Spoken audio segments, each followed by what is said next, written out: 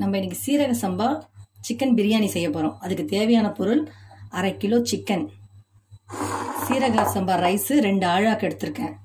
நம்ம தண்ணி ஊற்றி ஊற வச்சுக்கலாம் ஒரு 10 நிமிஷம். அடுத்தது அதுக்கு தேவையான பொருள்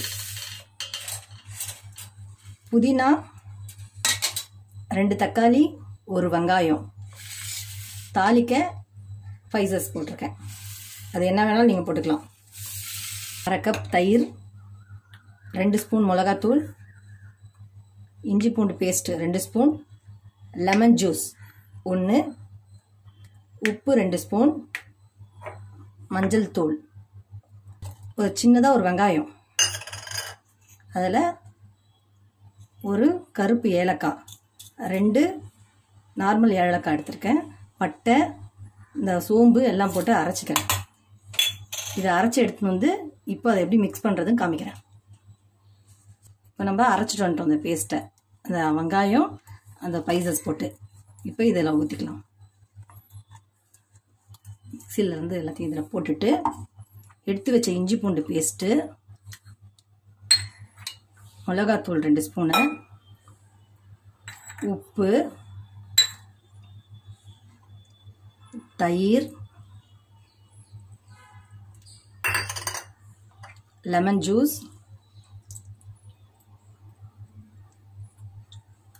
மஞ்சள் தூள். இப்போ இதை மிக்ஸ் பண்ணிக்கலாம். இதை நல்லா மிக்ஸ் பண்ணி நம்ம ஒரு 1/2 hour ஊற வச்சிடலாம். இது நல்லா இப்படி ஊறினா உங்களுக்கு சிக்கன் சாஃப்ட் ஆகிடும். நல்லா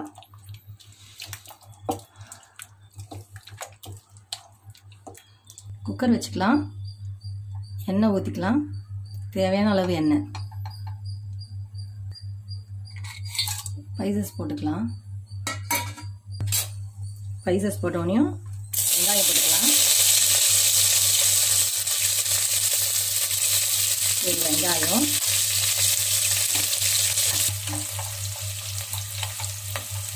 வெங்காயம் வதங்கினோடனையும் புதினா போட்டுக்கலாம்.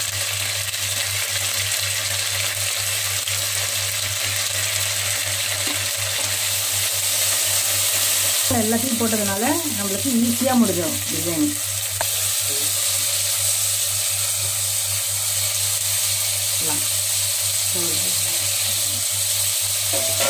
தக்காளி வதங்கிடுச்சு. இப்போ சிக்கன் போட்டுக்கலாம்.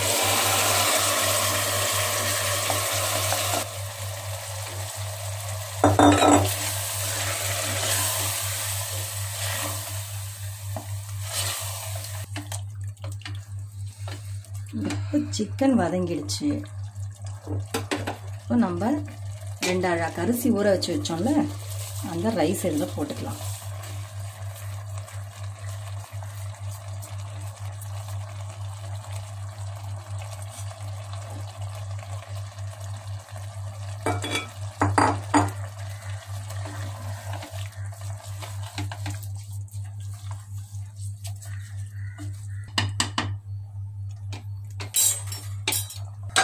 இப்போ 2 ஆழாக்கு அரிசிக்கு 3 ஆழாக்கு தண்ணி வச்சிருக்கேன்.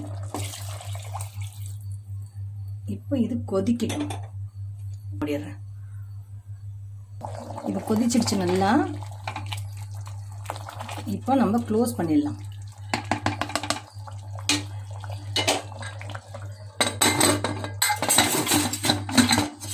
மூணு விசில் வச்சுட்டு எப்படி வெந்திருக்குன்னு பார்க்கலாம் பிரியாணியை.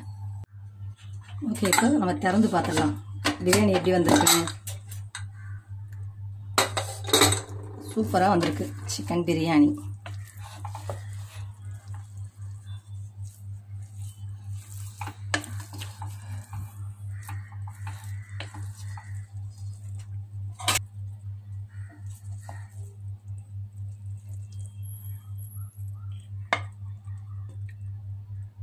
இந்த பிரியாணியை செஞ்சு சாப்பிட்டு பார்த்துட்டு லைக் பண்ணுங்கள், கமெண்ட் பண்ணுங்கள், ஷேர் பண்ணுங்கள்.